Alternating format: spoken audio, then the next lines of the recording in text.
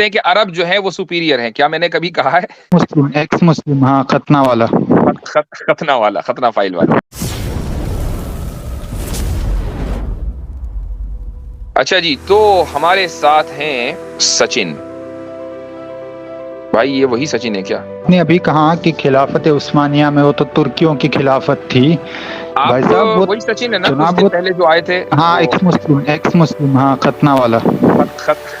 ختنہ فائل والا. جی ہاں تو اس جی جی کی بھی میں یہی بات بتایا تھا کہ وہ شادی سے انکار وہ ہوا. وہ آپ نے ابھی جو مسئلہ کہا کہ وہ لڑکی کے ابا نے یہی کہا کہ تم پیدائشی مسلم نہیں ہو تو بھائی شادی نہیں ہو سکتی، خاندانی مسلمان نہیں ہو.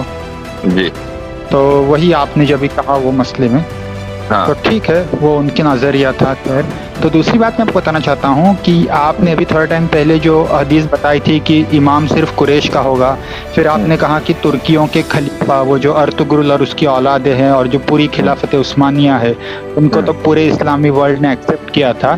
وہ انہوں نے تو تلوار کے اور ہتھیاروں کے زور پہ خلافت کی تھی. اور جب ان کی خلافت، آپ نے اگر لارنس آف عریبیا فلم کے بارے میں اس کی جو اوریجن سٹوری ہے وہ پڑھی ہوگی تو لارنس جو کمانڈر تھا برٹش آرمی کا، اس نے یہی بات بول کر عربوں سے کہا تھا کہ تم بغاوت کرو ان کے خلاف، ترکیوں کے خلاف. اور عربوں نے، آل سعود نے بغاوت کر دی تھی. یہ بات جو ہے نا وہ انہوں نے کبھی دل سے ایکسیپٹ نہیں کیا تھا.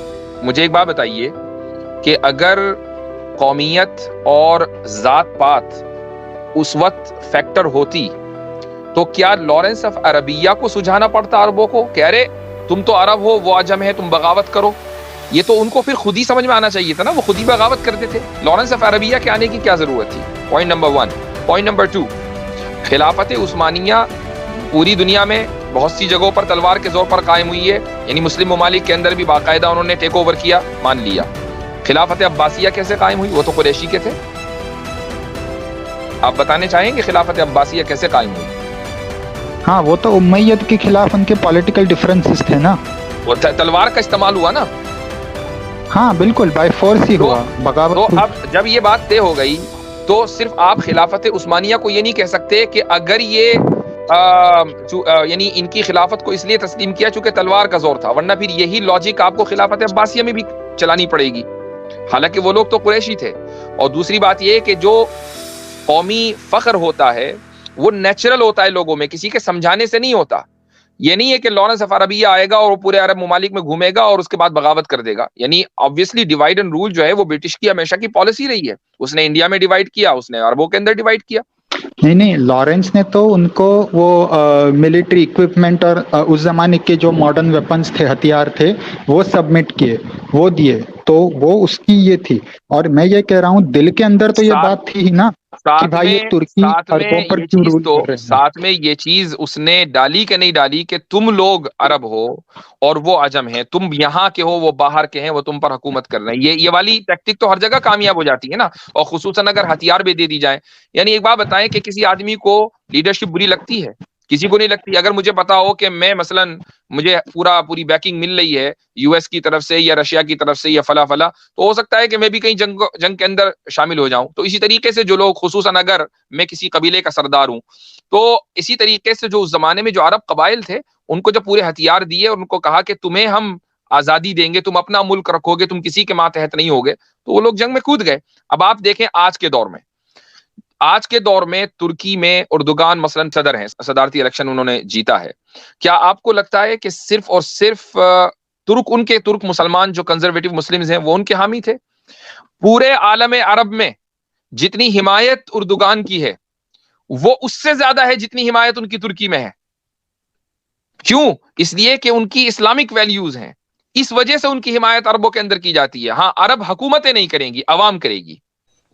جی اب سچن صاحب جو بات کر رہے ہیں پورے، اس کا شاید اصل میں یہی ہوتا ہے نا، جب اوپر سے چیزوں کو ہم کہیں پڑھ لیتے ہیں تو ایسا ہی ہوتا ہے. ان کو اگر سائکس پیکو ایگریمنٹ کے بارے میں پتا ہے آپ کو؟ نہیں پتا ان کو. جی. تو جب آپ کو یہ ساری چیزیں پتہ ہی نہیں ہوگی تو آپ کو پتہ کیسے ہوگا کہ وہ جو عرب نیشنلزم، عرب کے اندر جو نیشنلزم کا کیڑا کاٹا تھا لوگوں کو، وہ کیوں کاٹا تھا اور اس کی وجہ کیا تھی؟ اور جو عثمانیہ کے خلاف یا ترکوں کے خلاف جو بغاوتیں ہوئی اس کی وجہ کیا تھی؟ تو اس کے پیچھے جو سب سے بڑی اسٹرانگ فورس ہے نا وہ یہی نیشنلزم تھی. جو کہ ایجپٹ سے شروع ہوئی ہے اور پھر دھیرے دھیرے عربوں میں پھیلتی گئی ہے. گرچہ ابھی تک عرب کے اندر ہی ابھی دنیا کا عرب ہی ایک ایسا خطہ ہے جس میں نیشنلزم سب سے زیادہ کمزور ہے، لیکن وہاں بھی آ چکا ہے آلریڈی بہت اچھے طریقے سے. تو یہ عثمانیہ کے خلاف آپ کا یہ کہنا، عثمانیہ کے انہوں نے طاقت کے بل پہ کر لیا تھا اور لارنس آف عربیہ اور عربوں نے اس پہ بغاوت کر دی، تو اس سے کچھ ثابت نہیں ہو جاتا آپ کے کوئی پوائنٹ، کیونکہ عربوں نے تو خود اپنے لوگوں کے خلاف بغاوت کر دی. عباسی عرب تھے، انہوں نے امیہ کے خلاف بغاوت کر دی، پھر بعد میں عباسیوں کے خلاف جو ہے کئی عربوں کے اندر چھوٹی چھوٹی حکومتیں بنی، بغاوتیں ہوتی رہی. تو بغاوت کا ہونا اور تلوار کے بل پہ حکومت قائم کرنا، یہی طریقہ تھا ماضی میں. تلوار ہی کے بل پہ ہر حکومت قائم ہوئی ہے، چاہے جی ہاں، عباسیوں کی ہو جائے. اصل میں عاصم بھائی سچن صاحب کے لیے یہ مسئلہ بڑا حساس ہے، تو وہ اس چیز کو یہ تسلیم نہیں کرنا چاہتے کہ یہ اسلام کا مسئلہ نہیں ہے. ان کو جو ایک ٹراما ہوا ہے تو اس کی وجہ سے یہ اس طرح کی گفتگو کر رہے ہیں، ورنہ میں نہیں سمجھتا کہ کوئی بھی آدمی جو ہسٹری سے واقف ہو وہ ان چیزوں کو نہ جانتا ہو. صحیح کہہ رہا ہوں نا سچن بھائی؟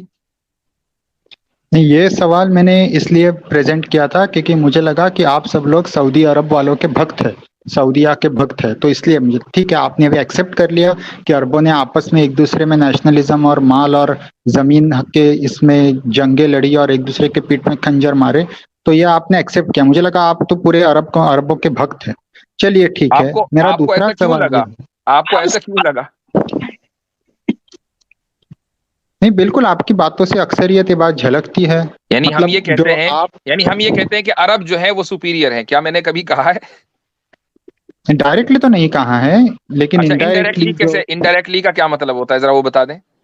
مطلب یہ جو سعودی عرب میں کرائم ریٹ کم ہے، یہ ہے وہ ہے، یہ سب باتیں جو ہے، جبکہ وہاں پر چھپے ہوئے انداز میں بہت ساری غلط چیزیں چل رہی ہے. ہم یہ سعودی تو عرب کے اوپن ساتھ ساتھ سیکرٹ. افغانستان کو بھی کہتے ہیں کہ وہاں پر بھی کرائم ریٹ جب سے طالبان آئے ہیں کم ہو گیا. اس کا تعلق جو اسلامی نظام سے ہے، کوئی اربوں سے نہیں ہے. وہ عرب جو ہے ایجپٹ میں بھی ہیں. ہم ہی سب سے زیادہ برائی کرتے ہیں کہ ایجپٹ سے زیادہ کرپٹ نیشن جو ہے وہ مسلمانوں میں کوئی نہیں ہے، کرپٹ کنٹری.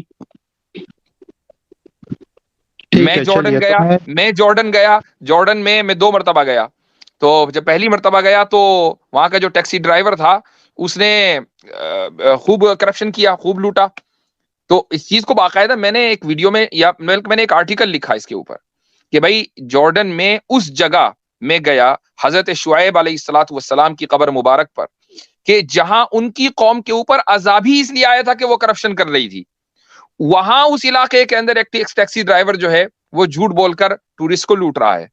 تو کیا ابھی وہ قوم سدھری نہیں ہے؟ یہ میرے مضمون کا عنوان تھا، پوری تھیم تھی. تو آپ نے کیسے انداز آئی نو کہ آپ نے وہ مضمون نہیں پڑھا ہوگا، کئی سال پہلے کی بات ہے، لیکن آئی ایم جسٹ سیئنگ کہ آپ کو یہ کیسے آپ نے کہہ لیا کہ بھئی یہ تو عربوں کے بھکت ہیں. جو چیز صحیح ہے اس کو صحیح کہا جائے گا، جو چیز غلط ہے اس کو غلط کہا جائے گا. ہمارے یہاں قومیت نہیں ہے. قیاس کرتے ہیں تو سچن صاحب نے اپنے اوپر ہم لوگوں کو بھی قیاس کیا ہوگا کہ جی وہی بات ہے. جیسے کچھ لوگوں کے یا کچھ یعنی کہ بھکت ہیں الگ الگ چیزوں کے، تو اسی طرح انہوں نے ہمارے بارے میں بھی سوچ لیا ہوگا. جی جی